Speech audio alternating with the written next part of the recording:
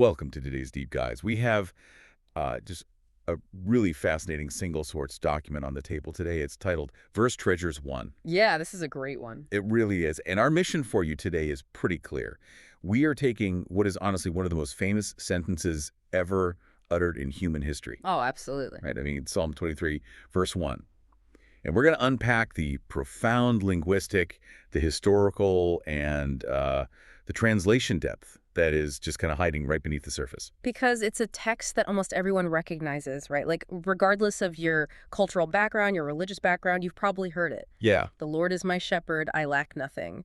I mean, it is arguably the most famous metaphor in ancient literature. But here is the hook for you today.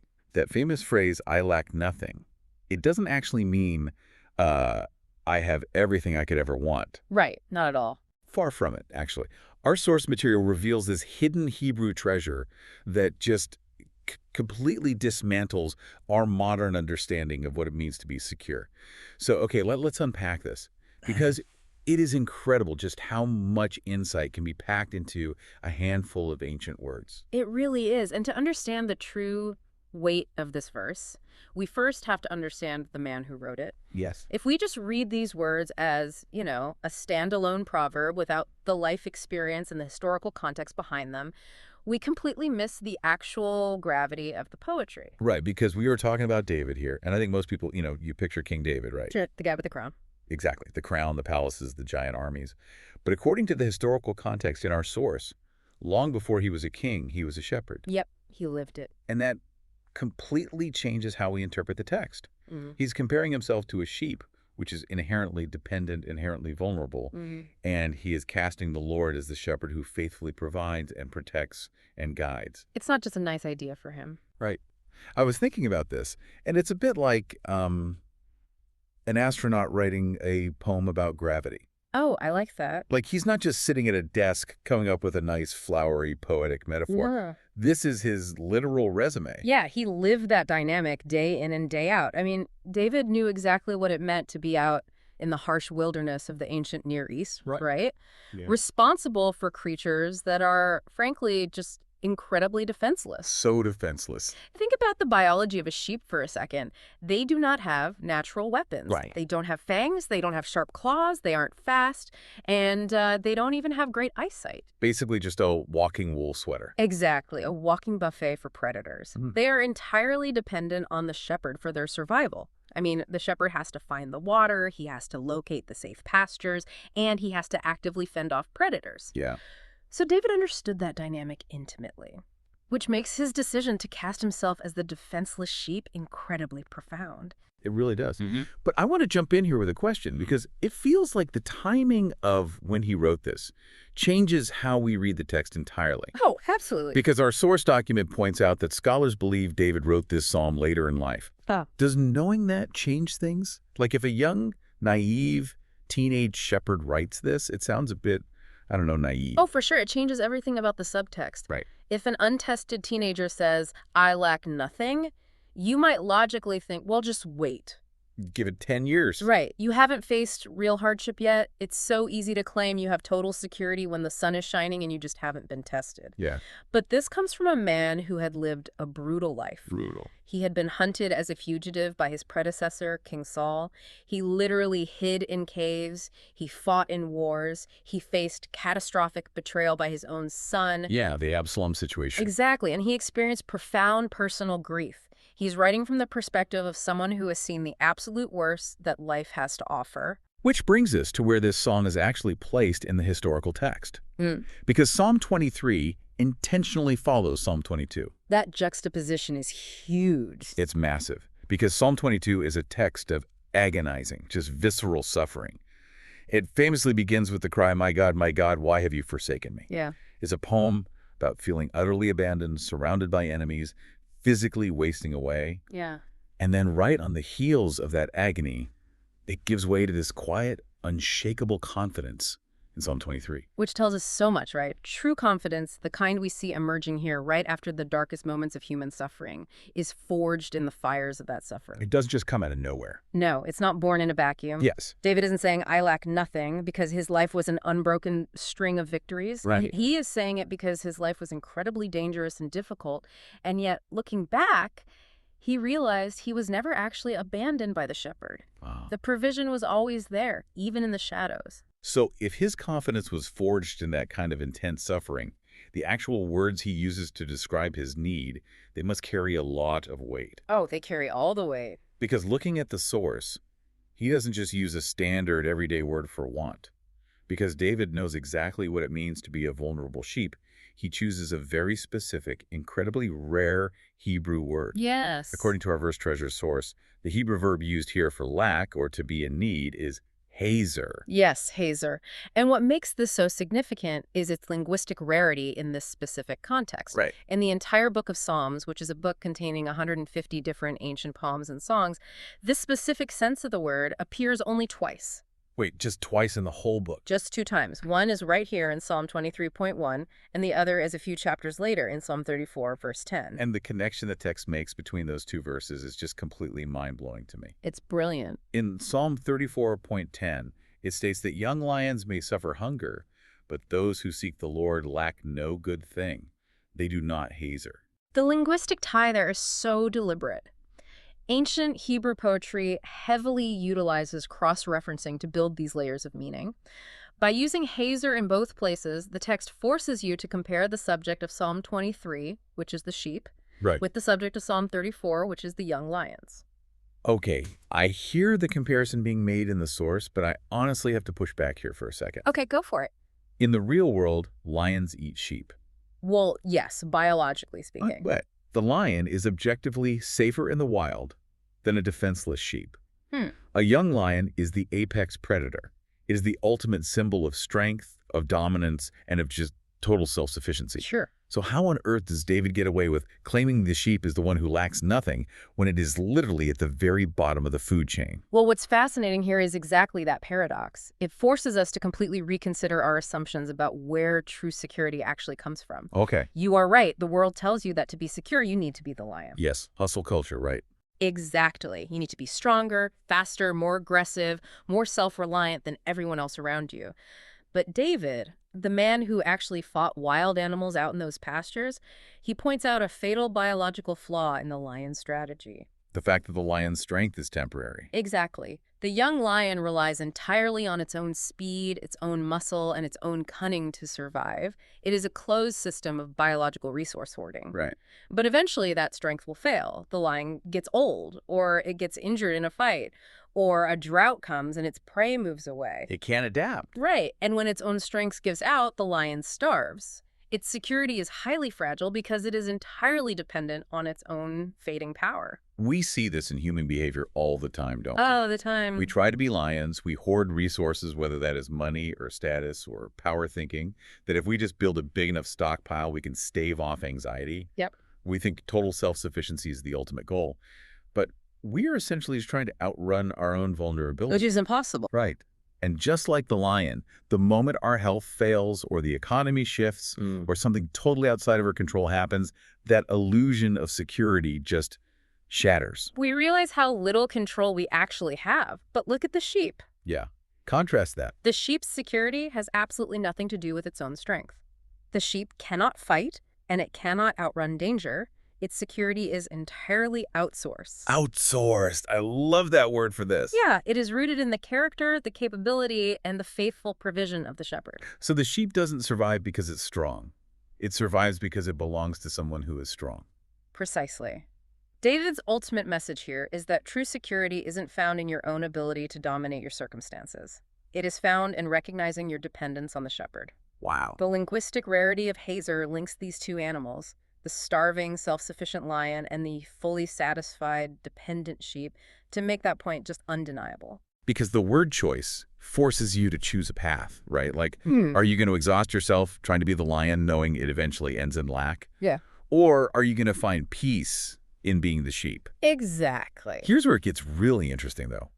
Because now we run into the challenge of translation. Yes, the translation challenge. Now that we understand the exact Hebrew concept and the paradox David was using with Hazer, how do we actually express that in English? Because looking at the source document, English translators have taken slightly different approaches over the years, and honestly, they do not sound the same. No, they don't. And language is rarely a one-to-one swap, right? Right. Especially when dealing with ancient Hebrew poetry. Translators have to make really careful decisions about which nuance of the original grammar to emphasize. And our source highlights 3 distinct, very famous translations to show how this mechanical translation process works in practice. Yeah, let's walk through them, because this blew my mind a little bit. First, you have the NIV, the New International Version. It translates the phrase as, "I lack nothing." Now, to me, this feels very immediate. It emphasizes present contentment. Right here, right now, in this exact moment, I have no lack. Right, it focuses heavily on the reality of the present state. But then you look at the NASB, the New American Standard Bible. It translates that exact same Hebrew phrase as, "I will not be in need." Yes. And the traditional NKJV, the New King James Version, famously says, "I shall not want." Now, both of these suddenly shift the timeline. Who do? They highlight a confident assurance for the future. I will not be in need. I shall not want. And at first glance, a reader might look at these and think, well, which one is accurate? Right. Are they contradicting each other? Is David talking about right now, or is he making a prediction about tomorrow? To understand that, we have to look at how biblical Hebrew actually functions, right? Yeah. Because from what I understand, they don't use past, present, and future tenses the same way English does. That is the key to unlocking this whole thing. English is a highly time-oriented language. We have very strict rules for past, present, and future tenses. Yeah. But biblical Hebrew verbs are often governed by what linguists call aspects. Aspects, okay. Instead of primarily focusing on when an action happens, Hebrew aspects focus on whether an action is completed or incomplete. So completed versus ongoing. Correct. The perfect aspect indicates a completed action, regardless of when it happened. Got it. The imperfect aspect indicates an incomplete, ongoing, or continuous action. In Psalm 23.1, the verb hazer is used in the imperfect aspect. Wait, meaning the state of not lacking is not a one-time completed event in the past. It is an ongoing, continuous reality. Yes. The grammar itself suggests an action that is happening right now and will continue to happen. Oh, that's amazing. It bridges the gap between present reality and future expectation. So the translators of the NIV aren't wrong to say, "I lack nothing" right now, and the translators of the NASB aren't wrong to say, "I will not be in need tomorrow." Both are grammatically valid attempts to capture an ancient verb form that simply doesn't exist in English. So is it fair to say reading just one translation is like looking at a 2D photograph, but reading them together gives us the full 3D experience of David's trust across time? Oh, that's a perfect way to put it. Like you need all the angles to see the whole object. You do. And if we connect this to the bigger picture, it perfectly maps onto human psychology. How so? Well, think about how anxiety actually operates in your own mind. When you are feeling anxious, where are your thoughts directed? Usually everywhere. Right, but they are almost always split in one of 2 directions along a timeline. Okay. You are either deeply dissatisfied with your present reality, feeling like you are missing something right now, wishing your current circumstances were different, Right.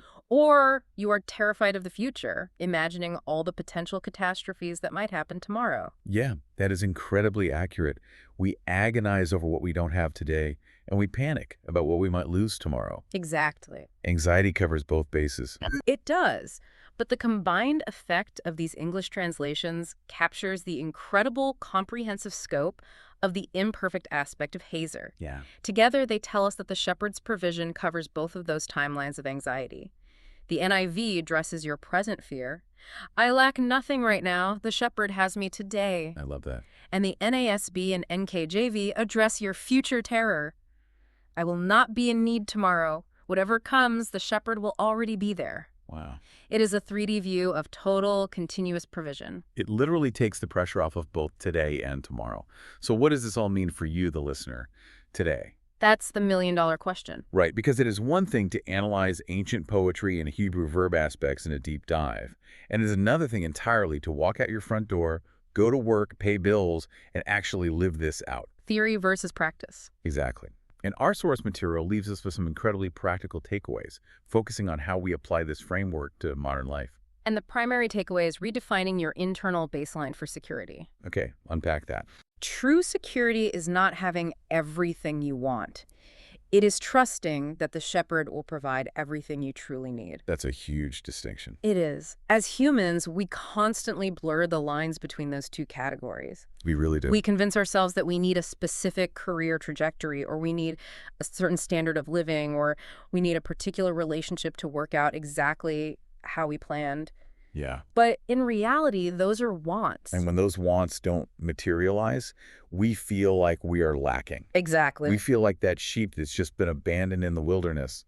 And that's when we start acting like the hungry lion, right? Trying to force things to happen with our own strength. Which is exactly why the text encourages you to trust the character of the shepherd rather than the stability of your circumstances. Because circumstances always change. Your circumstances are guaranteed to fluctuate, markets shift, industries change, and health is inherently fragile. So true. If your contentment is tied to those external possessions or situations, your peace of mind will always be held hostage by variables completely outside of your control. So the goal, according to the source, is to find contentment in God's presence rather than in material possessions or perfect circumstances. Right. It's about building an internal anchor, not an external fortress. That's beautifully said. And to maintain that internal anchor, the reflection in our source offers a very clear, practical instruction. Which is? Listen daily for the shepherd's voice through his word. Think back to the biology of the sheep. Okay. A sheep only feels secure when it can hear the shepherd moving or talking or working nearby. Wow, just hearing the voice brings comfort. Exactly. In a world of absolute information overload, where you are constantly bombarded with messages telling you to hoard more resources, to be self-reliant, to act like the young lion, this one verse offers a complete counter-narrative. It really does. Knowledge is only truly valuable when it is understood and applied. Applying this ancient wisdom means actively choosing to tune out the roar of the lions and intentionally tuning in to the voice of the shepherd. It is such a radical shift in perspective. I mean, we spend so much of our lives trying to build impenetrable fortresses. You really do. We try to pour thicker concrete, secure our futures, and rely on our own strength to protect ourselves from ever experiencing a moment of need. And here is David, a man who actually lived in palaces and commanded armies. Right. Telling us that the only real security he ever found was out in the open field, entirely dependent, just trusting the continuous provision of the shepherd. It raises a profound consideration, and I want to leave you with this to mull over today, taking everything we've unpacked about David, the lions, and the Hebrew language into account. Let's hear it. If true contentment is found in the shepherd's presence rather than in our possessions, what if the ultimate lack we are all actually terrified of isn't physical hunger or financial ruin at all, but the deep psychological fear of being left to wander alone? If his presence is the actual provision, how might that completely change the way you view tomorrow's uncertainties? What a question to leave hanging in the air. If the presence of the shepherd is the actual provision, the walls of the fortress don't even matter anymore. Exactly. Thank you so much for joining us on this deep dive into Psalm 23. We hope you take that final question with you and maybe look at your own definitions of needs and wants a little differently as you go through your day. Until next time, keep exploring, and we'll see you on the next deep dive.